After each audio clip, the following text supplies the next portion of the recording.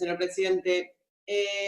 Doctor Spadavilla, usted justo recién mencionaba que no tenía idea porque habían ido los abogados del doctor Garabano. Entonces, me gustaría preguntarle, estos abogados, ¿quién los contrató? ¿Quién fijó sus antecedentes? ¿Quién los recomendó? O sea, ¿quién seleccionó a los abogados Console, Ventos y Ortea para actuar en el juicio? ¿Cómo fueron conocidos? Si usted sabe cuáles fueron los motivos por los cuales se apartó del rol a este letrado patrocinante, el doctor José Console, que supuestamente tenía una incompatibilidad, si usted en ese momento ordenó cuestionar dicha decisión a través de algún recurso, si no lo hizo, ¿por qué? Y si usted está al tanto de la resolución de la Sala 2 de la Cámara Federal de Casación Penal, con los votos de la doctora Ledesma, Figueroa y Barrotaveña, que desestima ese planteo. ¿A qué voy con esto? Tenemos en la Comisión del Senado de Justicia un tema del cual usted ya realizó denuncias, que si bien el fiscal Rivoli las archiva, no, la desestima, de acuerdo también al juez Luis Rodríguez. Tenemos una situación con los abogados patrocinantes que no tenemos claro si los contrató usted o los contrató quién, porque usted dice que eran abogados del doctor Garabano, y después plantea que hay una cuestión de incompatibilidad que usted no chequeó, siendo la máxima autoridad de la unidad fiscal, y además, de la unidad de investigación, y además, posteriormente, de esas acciones que se hicieron a posteriori, se desestima con los votos de, como decía recién, la doctora Ledesma, Figueroa y Barrotaveña, y se ordena que vuelva a restituirse el cargo al doctor Console. Muchas gracias. Sí, como decía recién, cuando nosotros llegamos a la unidad, no había abogados, habían renunciado, quedó solamente el doctor Strackman, y el doctor Di Filippo, que yo lo conocía porque había trabajado conmigo en algunos temas en el Senado, fue quien nos indicó, luego de una consulta al Colegio de Abogados de la Ciudad de Buenos Aires, quienes podían tener experiencia en derecho penal para colaborar con la investigación de la causa, y además que se animaran a intervenir a esa altura del proceso en una causa tan compleja. Ahí fue que trajeron los nombres de Console, de Ventos, y el otro que no me acuerdo ahora que usted lo dijo, Ortea. Esto fue consultado obviamente con el ministro, porque le aclaro que la unidad no tiene facultad para contratar. La que tiene facultad para contratar es el ministro. Y los contrataban en ese entonces a través de ACARA. Ni siquiera los contrataban como planta permanente del ministerio. Pero quiero aclarar dos cosas. Esta unidad no tenía presupuesto ni tenía facultades para contratar. Luego de que el doctor Di Filippo nos dice esta consulta que había hecho en el colegio, es que se trae a trabajar a estos tres abogados, pero quien fue apoderado de la causa, quien eran apoderados de la causa, no era el doctor Console. Esto se lo voy a aclarar por lo que le voy a decir ahora. El apoderado de la causa era la doctora Stillman y el doctor Ventos. Al doctor Ventos, cuando se enteran de que nosotros íbamos a pedir penas para todos, es que le revocan el poder y apoderan al doctor Console, que en ese momento era integrante del Consejo de la Magistratura, y obviamente yo no lo sabía, ni tampoco tenía por qué saberlo. Se supone que es más una responsabilidad del profesional que diga que no está en condiciones de asumir una representación judicial a que yo lo tenga que investigar. Esto hace a la seriedad y a la ética del profesional, no a mi tarea investigativa, ¿verdad? Bueno, es ahí que se lo apodera al doctor Console y aparece como apoderado. Lo apoderan un día antes de las audiencias.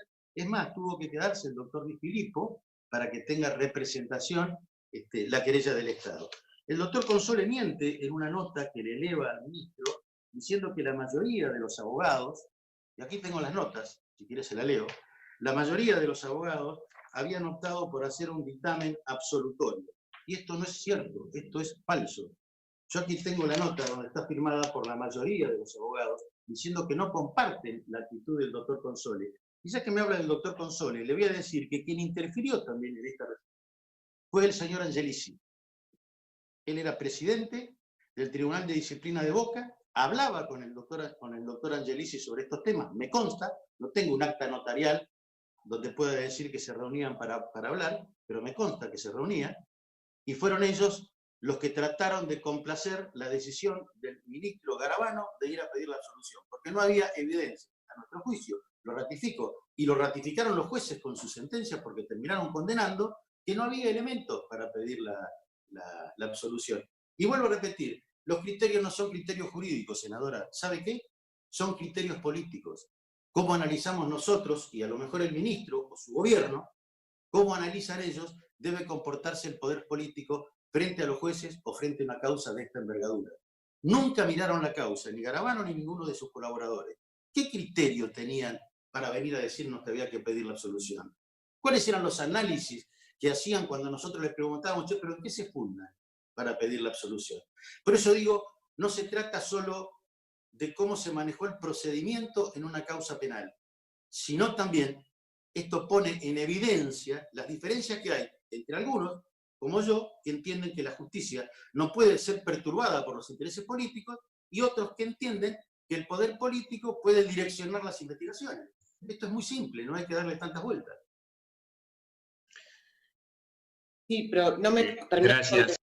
No, pero no me terminó de contestar si qué acciones tomó en ese momento y si efectivamente lo que estamos viendo son una causa y esta situación en la cual la justicia de distintas maneras se expidió. Digo, estamos charlando acá y viendo acá cosas que ya fue resuelta a nivel judicial. ¿Qué es lo que fue resuelto? No lo entiendo. Usted hace mención a la denuncia a Garabano y hace también presentó un recurso respecto a si Console podía o no tener compatibilidad, donde la Cámara de Casación dijo que no había ninguna incompatibilidad.